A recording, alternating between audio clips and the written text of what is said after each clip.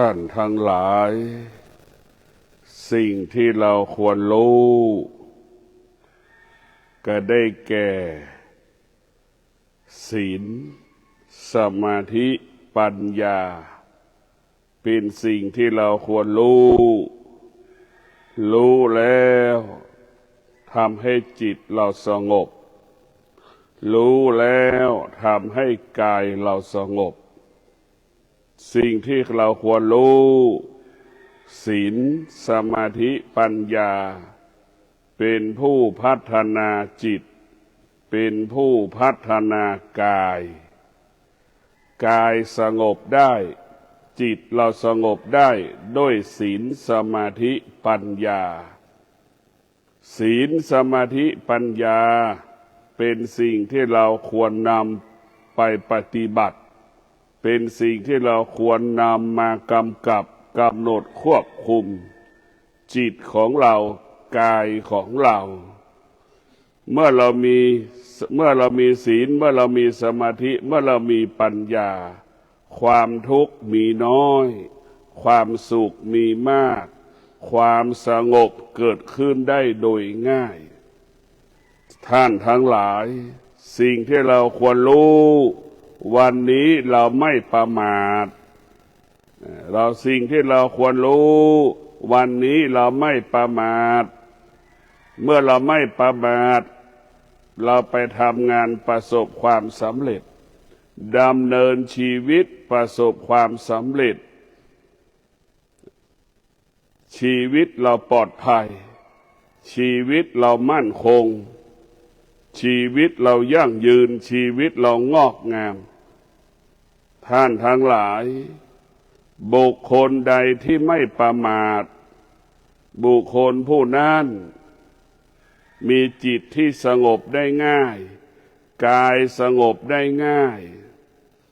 ผู้ที่ไม่ประมาทล้วนมีธรรมเกิดขึ้นได้ง่ายผู้ไม่ประมาทเพราะผู้ไม่ประมาทมีสติรู้สึกตัวอยู่ตลอดเวลาท่านทั้งหลายเราต้องรู้ชีวิตของเราไปอาศัยสิ่งอื่นๆไปใช้สิ่งอื่นๆเป็นของใช้เป็นของอาศัยทั้งสิ้นเราควรรู้เราอาศัยอยู่เราใช้เขาอยู่เหมือนบ้านก็ไม่ใช่ของเราไปอาศัยเขาอยู่บ้านเราไม่ได้ลดเราก็ไปอาศัยเป็นของใช้อาศัยใช้เฉยๆสตางค์ก็อยู่ในธนาคารก็ไปอาศัยเฉยๆสิ่งเหล่านี้เรียกว่าเราไปอาศัยสิ่งภายนอกทั้งหมดสิ่งที่เราควรอาศัยสิ่งที่เราควรใช้ก็คือธรรมะก็คือศีลสมาธิปัญญาผู้ที่มีสติจะเป็นผู้รักษาศีลบริสุทธิ์ผู้ที่มีสติทำสมาธิให้เกิดความกระจ่างใสผู้ที่มีสติทำจิตให้มีปัญญาให้เกิดปัญญาสิ่งที่เราควรรู้ก็คือรู้เรื่องเกิดแก่เจ็บตายเป็นแก่นเป็นสาระสิ่งที่เราควรรู้ไม่รู้ไม่ได้แต่ความเป็นจริงแล้วเราไปรู้เรื่องอื่นๆไปรู้เรื่องอื่นๆสิ่งอื่นๆแต่เรากลับไม่รู้เรื่องเกิดแก่เจ็บตายสิ่งเหล่านี้เราจะมันปรากฏขึ้นกับชีวิตเราทุกลมหายใจดังที่ได้กล่าวเราเกิดมาเพื่อแก่เกิดมา1 วันเราก็แก่เป็น1 วันเกิดมา1 เดือนก็แก่เป็น1 เดือนเกิดมา1 ปีแล้วก็แก่เป็น1 ปีท่านทั้งหลายระหว่างที่มันแก่ระหว่างที่มันแก่ความเจ็บก็เข้ามาต้อนรับความเจ็บปรากฏความตายก็มาต้อนรับเราเห็นไหมเราจะทำอย่างไรให้เราเข้าใจว่าเกิดเป็นทุกข์นี่เรื่องนี้เรื่องใหญ่เราจะทำอย่างไรให้เราเห็นว่าความการเกิดมาเป็นของมนุษย์มันเกิดความทุกข์ หรือรู้ว่าการเกิดทำให้เราเกิดความทุกข์ให้เรารู้ให้เราเข้าใจเพราะฉะนั้นเกิดแก่เจ็บตายมันเป็นของธรรมชาติมันเป็นอยู่คงอยู่คู่กับมนุษย์ทุกคนเรียกว่าเกิดแก่เจ็บตายเนี่ยมันเป็นธรรมชาติแต่มนุษย์กลัวความแก่ความเจ็บความตายกลัวแก่มากที่สุดกับกลัวเจ็บกลัวตายทุกคนไม่กลัวกลัวแก่กลัวเจ็บสองสิ่งนี้มันหนีไม่พ้นแก่ก็เป็นปกติหรือเป็นธรรมชาติหรือเป็นธรรมดาของมันเจ็บก็เป็นปกติเป็นธรรมชาติเป็นธรรมดาของมันตายก็เป็นเช่นนั้นผู้ที่มีสติศึกษาเรียนรู้เรื่องพระธรรมเรียนรู้เรื่องพระธรรมพระพุทธเจ้าก็บอกแล้วว่าการเกิดเป็นเหตุให้เกิดความทุกข์จึงเกิดคำว่าเกิดเป็นทุกข์แก่เป็นทุกข์เจ็บเป็นทุกข์ตายเป็นทุกข์ทั้งสิ้นท่านทั้งหลายมีใครบ้างเกิดมาแล้วไม่แก่ไม่มีในโลกมีใครบ้างเกิดมาแล้วไม่เจ็บไม่มีในโลกมีใครบ้างเกิดแล้วไม่ตายไม่มีในโลกพระพุทธเจ้าจึงบอกสอนว่าธรรมะให้เรารู้เรื่องธรรมชาติธรรมชาตินั้นเป็นของชั้นต่ำธรรมะเป็นของชั้นสูงเรียกว่าธรรมะเป็นของชนชั้นสูงธรรมชาติเป็นของชนชั้นต่ำเราเกิดจากธรรมชาติเราก็ยังไม่เข้าใจเรื่องธรรมชาติเราเกิดมาจากธรรมชาติเมื่อธรรมชาติเปลี่ยนแปลงเราก็ยังไม่ยอมรับการเปลี่ยนแปลงของธรรมชาติเมื่อธรรมชาติปรากฏเราก็ยังไม่ยอมเข้าใจไม่ยอมรับมันนี่แหละเพราะเราไม่รู้เมื่อเรามาศึกษาธรรมะมันบอกให้เรารู้เรื่องธรรมชาติล้วนๆธรรมะบอกให้เรารู้เรื่องธรรมชาติเกิดมาเพื่อแก่เกิดมาเพื่อเจ็บเกิดมาเพื่อตายไม่มีใครไม่แก่ไม่เจ็บไม่ตายไม่มีธรรมะมันจะบอกมันจะสอนให้เราเข้าใจเรื่องเกิดแก่เจ็บตายเกิดอย่างมีคุณค่าเกิดด้วยศีลแก่อย่างมีคุณค่าแก่ด้วยศีลเจ็บและมีคุณค่าเจ็บด้วยศีลตายที่มีคุณค่าตายด้วยศีลพวกเราทั้งหลายเกิดอย่างมีคุณภาพแก่อย่างมีคุณภาพเจ็บแบบคุณมีคุณภาพตายอย่างมีคุณภาพประกอบไปด้วยศีลดั่งทหารตายในสนามรบเอาธงชาติมาคุมตายด้วยเกียรติตายด้วยศักดิ์ศรีตายด้วยการรักษาศีลแก่ด้วยเกียรติแก่ด้วยศักดิ์ศรีแก่ด้วยศีลเจ็บด้วยเกียรติและศักดิ์ศรีคือเจ็บด้วยศีลตายด้วยเกียรติและศักดิ์ศรีก็ตายด้วยศีลเป็นที่ยอมรับของคนทุกคนดังทหารนักรบตายเพื่อชาติไปรบปกป้องชาตินั่นแหละพวกเราทั้งหลายเราเกิดมาแล้วสิ่งที่เราควรทำตนให้เป็นประโยชน์แก่ตนเองทำตนให้เป็นประโยชน์แก่บุคคลอื่นเราเกิดมาแล้วสิ่งที่เราควรทำตามพุทธบัญญัติหลักศีลห้าบุคคลใดปฏิบัติตนประพฤติตนตามบทบัญญัติหลักศีลห้าบุคคลนั้นมีกายวาจาใจสงบความสงบเหล่านี้พัฒนามาเป็นความสุขความสงบเหล่านั้นพัฒนามาเป็นปัญญาพวกเราทั้งหลายเกิดมาแล้วเราจะต้องรู้สิ่งที่เราควรรู้ความสุขความทุกข์ความสงบสามสิ่งนี้เราต้องการสิ่งใดมากที่สุด สิ่งที่เราควรรู้ได้แก่ความสุขความทุกข์ความสงบสามสิ่งนี้สิ่งใดที่มีค่าสำหรับชีวิตเราสิ่งใดที่พัฒนาชีวิตเราสิ่งใดที่ทำลายชีวิตเราสิ่งใดที่เบียดเบียนชีวิตเราความสุขนี่แหละเป็นผู้เบียดเบียนชีวิตของเราสิ่งที่เราควรรู้ว่าความสุขเป็นผู้เบียดเบียนชีวิตของเราสุขนั้นมันเปลี่ยนแปลงดังคำว่าเงินเดือนมันขึ้นแล้วจะมีความสุขพอเงินเดือนมันขึ้นมันก็ไม่ใช่เห็นไหมเราได้ตำแหน่งคิดว่ามันจะใช่พอได้แล้วมันก็ไม่ใช่เห็นไหมคิดว่ามีสามีมีภรรยาแล้วจะมีความสุขมันก็ไม่ใช่มีลูกแล้วมันจะมีความสุขก็ไม่ใช่เราต้องพิจารณาว่าความสุขเป็นผู้เบียดเบียนชีวิตเราความสุขเป็นผู้เบียดเบียนกายกับจิตเราทรัพย์สมบัติของเราคิดว่าเกษียณอายุแล้วจะมีความสุขมันก็ไม่ใช่นี่แหละสิ่งที่เราควรรู้ว่าความสุขคือผู้เบียดเบียนความสุขก็คือแก๊งคอเซ็นเตอร์หลอกเรามาตลอดชีวิตความสุขก็คือแก๊งนั่นแหละเป็นแก๊งต่างๆหลอกแก๊งต้มตุ๋นหลอกเรามาตลอดหวังว่าแก่แล้วจะมีความสุขหวังว่าแก่เกษียณอายุแล้วจะมีความสุขหวังว่าเราแก่แล้วมีเงินใช้ชีวิตจะมีความสุขมันไม่ใช่เลยพวกเราทั้งหลายสิ่งที่เราควรรู้ว่าเราทุกข์เพราะความสุขสิ่งที่เราควรรู้เราทุกข์เพราะความสุขความสุขเนี่ยเบียดเบียนทรัพย์สมบัติเบียดเบียนชีวิตเราความสุขเป็นเรื่องของความโลภ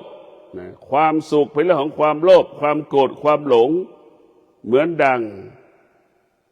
บางคนมีครอบครัวอยู่แล้วก็ยังไปหลงบุคคลอื่นไปติดบุคคลอื่นที่ไม่ใช่สามีตนเองภรรยาตนเองในท่านทั้งหลายความสุขนั้นมันหลงมันหลอกเราตลอดชีวิตความสุขนั้นมันหลอกเราก็ขอให้พวกเราได้มีสติรู้มีสติรู้มีสติรู้ว่าความสุขมันหลอกเราจนตายคิดว่าแก่ชราภาพแล้วจะสบายมันก็ไม่ใช่เราพิจารณาดูว่าสิ่งที่เราควรรู้ก็รู้ว่าตัวตนของความทุกข์เกิดจากไหนตัวตนทุกข์เป็นเช่นไรแก่นสาระทุกข์เป็นอะไรเราทุกข์เพราะความคิดความคิดเป็นเหตุให้เกิดความทุกข์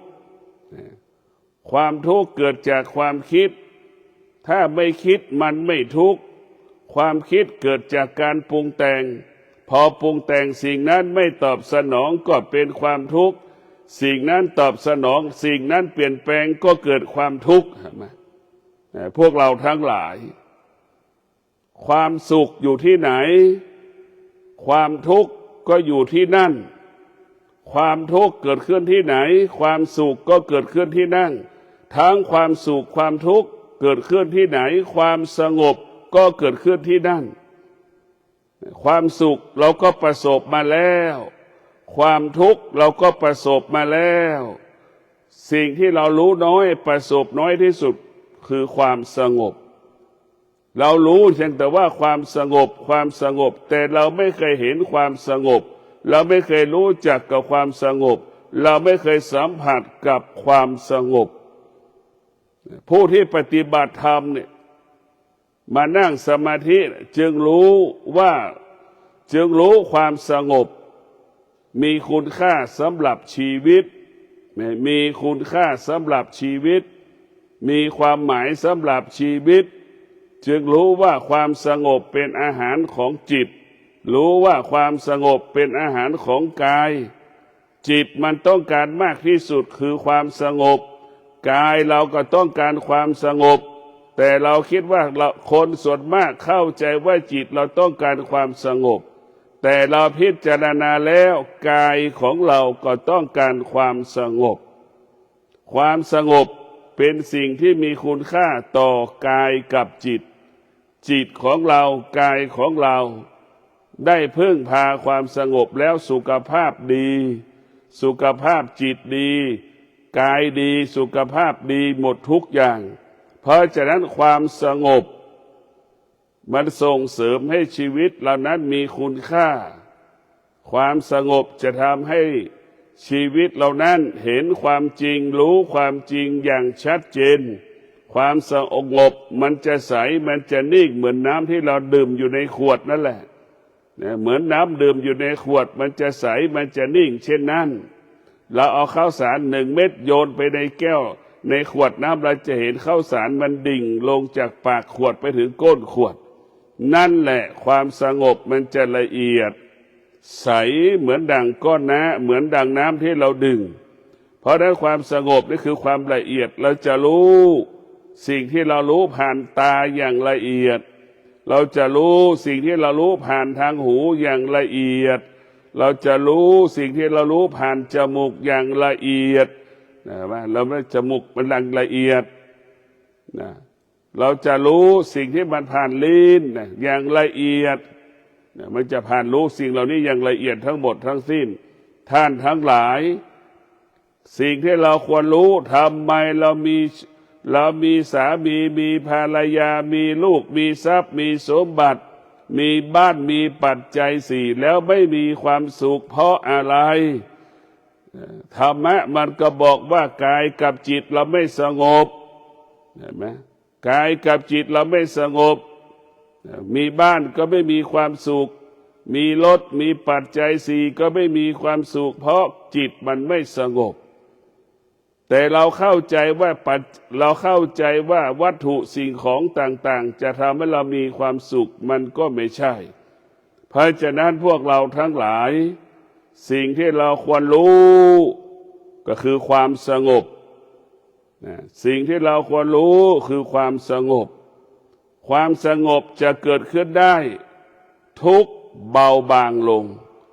ความสุขเบาบางลงความสงบจะปรากฏแทนที่ความทุกข์ความสงบจะมาแทนที่ความสุขเพราะฉะนั้นพวกเราทั้งหลายเราจะต้องบำเพ็ญเพียรด้วยการภาวนาให้กายสงบให้ใจสงบให้กายเป็นสมาธิให้ใจเราเป็นสมาธิพวกเราทั้งหลายความสงบเป็นรากฐานของปัญญาความสงบเป็นรากฐานของปัญญาสงบมากเท่าไหร่จิตเราละเอียดปราณีตมากเท่านั้นสงบมากเท่าไหร่จิตใจเรามั่นคงมากเท่านั้นสงบมากเท่าไหร่จิตเราละเอียดดั่งมะม่วงสุกสงบมากเท่าไหร่จิตเราจะใสเหมือนดั่งน้ำที่เราดื่มสงบมากเท่าไหร่มันก็นิ่งมากเท่านั้นเพราะฉะนั้นพวกเราทั้งหลายสิ่งที่เราควรรู้ว่าความคิดทั้งปวงความคิดทั้งหลายนี่มันเป็นเหตุให้เกิดความทุกข์เราคิดอะไรก็เป็นความทุกข์ทั้งสิ้นความทุกข์เกิดจากความคิดถ้าเราไม่คิดมันก็ไม่ทุกข์ให้เราเข้าใจเช่นนี้ความสุขก็เช่นเดียวกันถ้าเราไม่คิดมันก็ไม่มีความสุขที่มีความสุขเพราะมันมีความคิดถ้าเราไม่คิดสุขก็ไม่เกิดทุกข์ก็ไม่เกิดถ้ามีความคิดเมื่อไหร่ก็มีความสุขก็มีความทุกข์เกิดขึ้นทันทีถ้าเราไม่คิดมีแต่คำว่าความสงบเมื่อเราไม่คิดเราจะมีแต่คำว่าสงบพวกเราทั้งหลายสิ่งที่เราควรรู้ว่าความคิดคือการปรุงแต่ง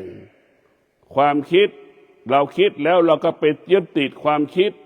ไปหลงในความคิดมันจึงเกิดทำให้เราทรมานใจทำให้เราลำบากใจพวกเราทั้งหลายสิ่งที่เราควรรู้ว่าความคิดกับสมาธิย่อมแตกต่างกันคนที่มีสมาธิ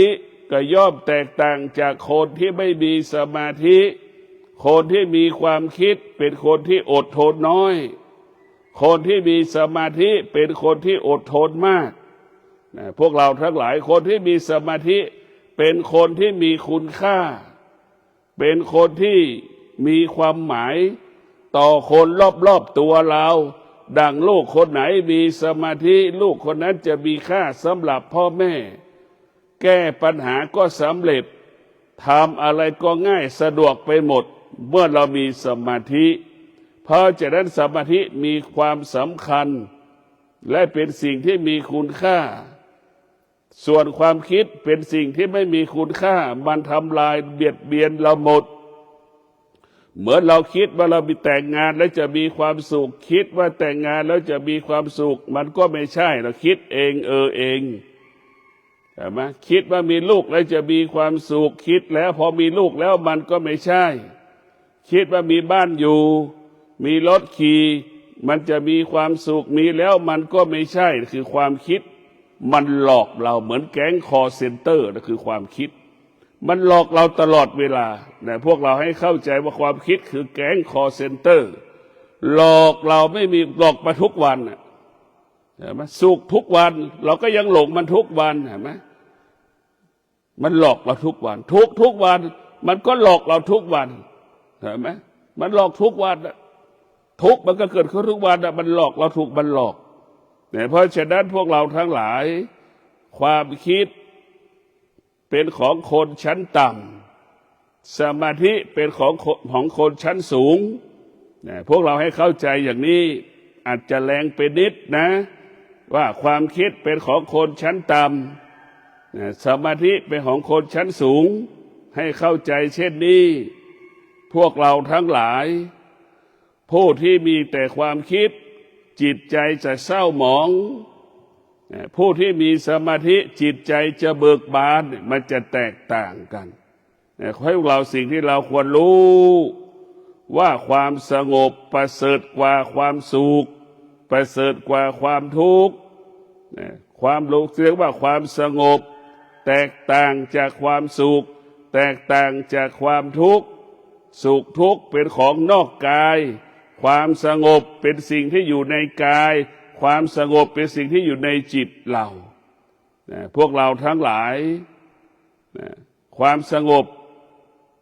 เป็นผู้ที่สร้างสรรค์ชีวิตชีวิตเรานี่สิ่งที่เราควรรู้ก็คือความสงบนี่แหละความสุขเกิดจากความสงบจากความสุขที่เกิดจากวัตถุสิ่งของย่อมแตกต่างกันพวกเราต้องคิดพิจารณาว่าสุขเกิดจากการนั่งสมาธิเมื่อนั่งสมาธิแล้วมันสงบความสงบเกิดมาแปลสภาพเป็นความสุขไอ้ความสุขของเราเกิดจากการมีเมียมีสามีมีลูกมีบ้านมีรถสิ่งเหล่านี้ควบคุมไม่ได้สิ่งเหล่านี้เรียกว่าเราไปอาศัยมันเราไปอาศัยมันอยู่ไปอาศัยมันใช้บ้านก็อาศัยเขาอยู่เนี่ยไปอาศัยมันไม่ใช่ของเรารถก็ไปอาศัยเขาใช้ไม่ใช่ของเราสตางค์ก็เป็นสิ่งสมมติเป็นกระดาษสมมติตีค่ามันเป็นสตางค์มันเป็นสิ่งสมมติทั้งสิ้นมันเป็นสมมติเพราะฉะนั้นเมื่อเราเข้าใจสิ่งสมมุติแล้วจิตเราก็สงบได้ง่ายหากเราไม่เข้าใจสิ่งคำว่าสมมุติเราก็ไปหลงเราไปติดในสิ่งสมมุติก็เป็นทุกข์อีกสามีก็เป็นสิ่งสมมุติบางภรรยาก็เป็นสิ่งสมมุติลูกก็เป็นสิ่งสมมุติอะไรเห็นไหมสมมุติทั้งสิ้นอะไรที่เป็นสิ่งสมมุตินี่มันเปลี่ยนแปลงตลอดเวลามันไม่คงที่เพราะฉะนั้นพวกเราทั้งหลายให้สิ่งที่เราควรรู้ก็คือพ่อแม่อยู่กับเราแค่บางเวลาสามีภรรยาก็อยู่ร่วมกันแค่บางเวลาลูกอยู่กับพ่อแม่แค่บางเวลาพ่อแม่มีเวลาให้ลูกแค่บางเวลาลูกมีเวลาให้พ่อแม่แค่บางเวลานี่คือความจริงมันเป็นเช่นนี้เนี่ยเราให้เราเข้าใจเรื่องความจริง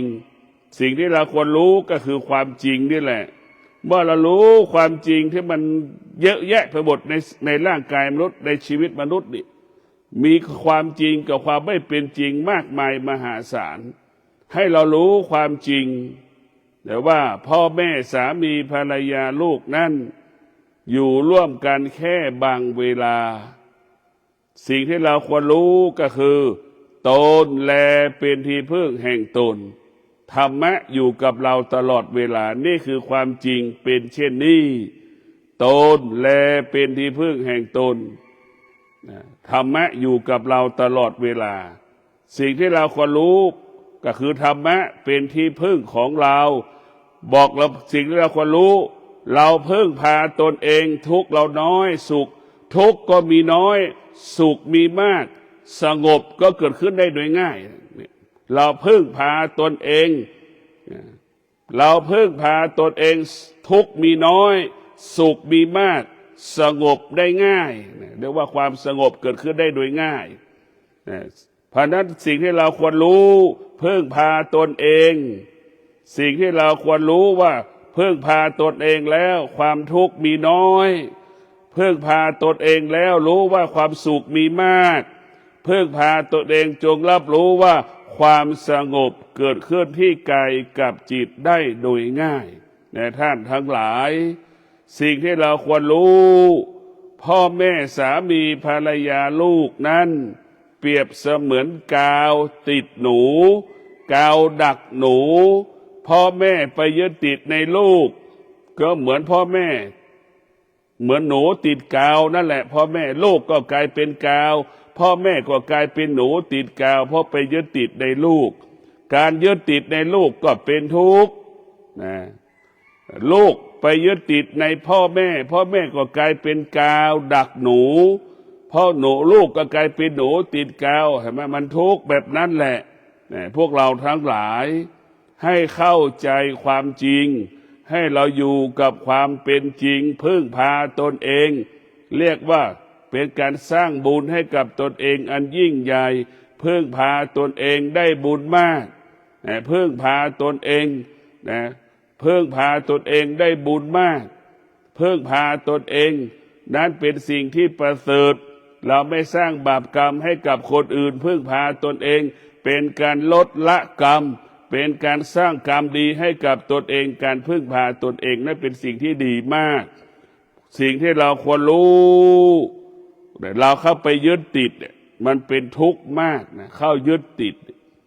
เรายึดติดความทุกข์ก็ดีความสุขก็ดีท่านทั้งหลายเวลานี้ความสุขความทุกข์มันกระจายไปทั่วโลกดังโควิด-19 ระบาดแพร่เชื้อไปทั่วโลกเห็นไหมสุขก็ทุกวันทั่วโลกทุกข์ก็ทุกวันนะเพิ่มทุกข์อีกทุกข์ก็กระจายไปทั่วโลกทุกวันนี้เพราะฉะนั้นสิ่งที่เราควรรู้เราจะดับทุกข์เราจะยุติทุกข์เราจะไม่ตอบสนองทุกข์ทุกข์เกิดขึ้นเมื่อไหร่ให้เราอยู่เหนือให้เราอยู่เหนือทุกข์สงบนิ่งกับความทุกข์ที่มันปรากฏเราไม่ตอบสนองทุกข์ทุกข์มันก็มีที่เดิมทุกข์ก็มีที่เดิมเหมือนคนติดโควิดอยู่ในบ้านมันก็ไม่แพร่เชื้อไม่กระจายเชื้อเช่นนั้นแหละเพราะฉะนั้นพวกเราทั้งหลายสิ่งที่เราควรรู้เขากับเรากับเขาต้องการความจริงให้เรารู้เช่นนี้ว่าเราก็ต้องการความจริงเขาก็ต้องการความจริงสิ่งที่เรามอบให้กับเขาก็คือความจริงสิ่งที่เขามอบให้เราก็คือความจริงเมื่อเราต้องการความจริงก็คือความสุขเราก็ต้องเอาความสุขมอบให้เขานี่แหละเรียกว่าเขาก็ต้องการความจริงเราก็ต้องการความจริงทุกคนต้องการความสุขทุกคนไม่ต้องการความทุกข์เป็นเช่นนี้เสมอเหมือนกันหมดนี่แหละเราต้องเรียกว่าเขาก็ดีเราก็ดีไม่ต้องการความเท็จความเท็จเราไม่ต้องการเขาก็ไม่ต้องการให้เราเข้าใจเช่นนี้พวกเราทั้งหลายสิ่งที่เราควรรู้ได้แก่ความอดทนวิริยะภาคเพียรสร้างชีวิตเปลี่ยนแปลงชีวิตยกฐานะความเป็นอยู่ของเราให้ดีกว่าเดิมสิ่งที่เราควรรู้ว่าความอดทนวิริยะภาคเพียรสร้างชีวิตเปลี่ยนแปลงชีวิตยกฐานะความเป็นอยู่ให้อยู่ดีกินดีมากกว่าเดิม ให้เรารับรู้ว่าธรรมะก็คือความอดทนธรรมะก็คือวิริยะภาคเพียรจากคนโจรกลายเป็นเศรษฐีนี่เราไม่ได้ละธรรมะเปลี่ยนแปลงทุกวันนี้ก็ปรากฏชัดเจนคนยากจนกลายเป็นคนที่มีกินเหลือกินเหลือใช้เพราะอดทนในการใช้เงินเพราะอดทนในการทำงานมีวิริยะในการทำงานมีวิริยะภาคเพียรการแก้ปัญหาด้วยชีวิตเราจึงเปลี่ยนแปลงได้ด้วยความอดทนวิริยะภาคเพียรชีวิตเราเปลี่ยนแปลงฐานะความเป็นอยู่เราเปลี่ยนแปลงดีกว่าเดิมเพราะเราอดทนเพราะเรามีวิริยะภาคเพียรชีวิตเราจึงดีขึ้นทุกวันทุกวันทุกวันทุกวันก็เพราะเราอดทนเพราะเรามีวิริยะภาคเพียรจึงเกิดผลส่งผลให้เราเขาว่าอยู่ดีกินดีมีความสุขอยู่ดีกินดีมีความสุขมีทรัพย์ใช้ทรัพย์อย่างสะดวกเพราะอดทนเพราะมีวิริยะภาคเพียรจึงนำมาซึ่งทรัพย์นำมาซึ่งสมบัติผู้ปฏิบัติธรรมมีความอดทนมีวิริยะภาคเพียรการปฏิบัติธรรมก็ประสบความสำเร็จประสบความสำเร็จเช่นเดียวกันพวกเราทั้งหลายสิ่งที่เราควรรู้ความคิดทำให้เราชีวิตเราอ่อนแอหวั่นไหวให้เรารู้ด้วยว่าความคิดทำให้ชีวิตเราอ่อนแอหวั่นไหววิตกกังวลท้ายสุดก็ทำให้เรานั้นถูกหลอกถูกโกงท้ายสุดก็กินยาฆ่าตัวตายทำลายตัวเองก็เพราะความคิดนี่แหละทำให้เราอ่อนแอหวั่นไหวตกอยู่ใต้อำนาจสิ่งที่เรารู้สิ่งที่เรารู้ก็กลายเป็นมีดทิ่มแทงร่างกายเราหมดสิ่งที่เรารู้กลายเป็นตะปูตอกฝ่าเท้าตอกมือเราไปหมดนั่นแหละเราทุกข์เพราะอย่างนั้นแหละพวกเราทั้งหลายสิ่งที่เราควรรู้ว่าเราต้องการความสงบเราไม่ได้ต้องการความสุขให้เรารู้แบบนี้ว่าสิ่งที่เราควรรู้สิ่งที่เราต้องการมากที่สุดได้แก่ความสงบยิ่งแก่เรายิ่งต้องการความสงบความสุขเป็นเรื่องของเด็กๆความสงบเป็นเรื่องของผู้ใหญ่ให้เราเข้าใจเช่นนี้ความสงบเป็นเรื่องของผู้ใหญ่ความสุขเป็นเรื่องของเด็กๆหรือความสงบเป็นของผู้ที่มีปัญญาความสุขเป็นของคนที่ขาดปัญญาในท่านทั้งหลายสิ่งที่เราควรรู้ว่าความสงบเป็นของชนชั้นสูงสิ่งที่เราควรรู้ความสุขเป็นของชนชั้นต่ำสิ่งที่เราควรรู้คนที่แสวงหาความสงบคนที่มีปัญญาสิ่งที่เราควรรู้คนที่แสวงหาความสุขคือคนที่ขาดปัญญาขอให้ท่านทั้งหลายได้โปรดพินิจพิจารณานี่คือความจริงนี่คือความจริงนี่คือความจริงความจริงมันเป็นเช่นนี้ให้เราเข้าใจทุกวันทุกวันทุกวันเราก็จะมีสติรู้เข้าใจความจริงที่มันปรากฏแต่ละวันแล้วก็รู้แล้วก็มีแล้วเราก็พิจารณามันไปทุกวันทุกวันทุกวันดังที่เราบอกว่าจิตเรามันต้องการความสงบมากกว่าความสุขจิตเราต้องการความสงบมากกว่าความสุขสิ่งที่เราควรรู้ว่าจิตเราต้องการความสงบมากกว่าความสุขสิ่งที่เราควรรู้ความสงบอยู่ในกายความสงบอยู่ในจิตสิ่งที่เราควรรู้ว่าความสุขเป็นของอยู่นอกกายเป็นสิ่งที่อยู่นอกกายความสุขเป็นสิ่งของอยู่นอกจิตนะสิ่งที่เราควรรู้ความสุขอยู่นอกกายความสุขอยู่นอกจิตมันไม่ได้อยู่ในจิตเราความสุขเช่นมีลูกมีเมียมีสามีมีภรรยามีรถมีบ้านเนี่ยเราจะมีความสุขมันไม่ใช่ถึงมันจะใช่ก็ควบคุมไม่ได้อีกความสุขเป็นของนอกกายความสุขเป็นของนอกจิตพวกเราทั้งหลายความสงบเป็นสิ่งที่อยู่ในกายสู่ในจิตมันแตกต่างเราต้องพิจารณาว่าชีวิตของเราต้องพึ่งพาธรรมะเท่านั้นเราจะต้องควรรู้เราควรรู้ว่าความคิด เปรียบเสมือนแก๊งคอเซ็นเตอร์